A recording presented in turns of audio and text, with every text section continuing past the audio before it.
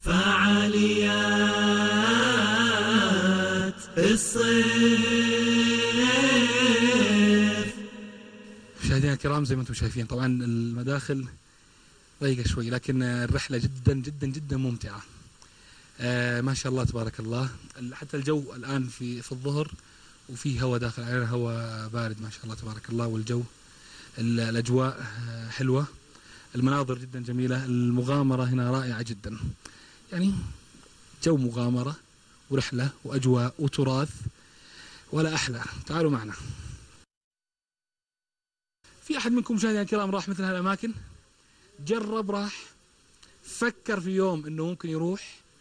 اللي ما جرب يا جماعة يجرب، اللي ما فكر يفكر، ولا تترددوا. مشينا.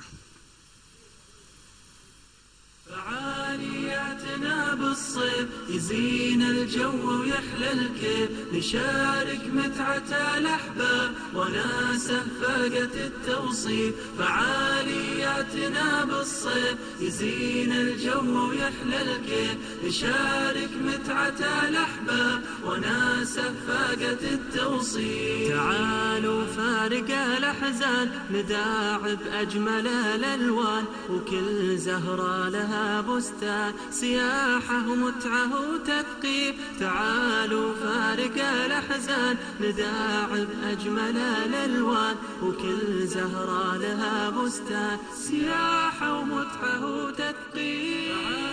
مشاهدينا الكرام، زي ما انتم شايفين هذا الماء، والماء ماشي ما شاء الله ماشي، والصوت الماء رائع، وفيها الأجواء المميزة الرائعة تحت مظلة هالصخور، مع هالمجموعة الرائعة، مجموعة من السياح ومع أهل المنطقة. استمتعنا وإياكم في هذه الرسالة في هالمكان الرائع، جبل إبراهيم، قرية أصفة، أجواء جدا رائعة. خلوكم معنا وتابعونا في رسائل وتغطيات أخرى، وزي ما قلنا لكم تعالوا وشوفوا بأنفسكم هالأجواء الرائعة وهالأماكن وهالمصايف الجميلة في هالوطن، في هالبلد الرائع. دائما وأبدا الصيف متعة الكم والكيف.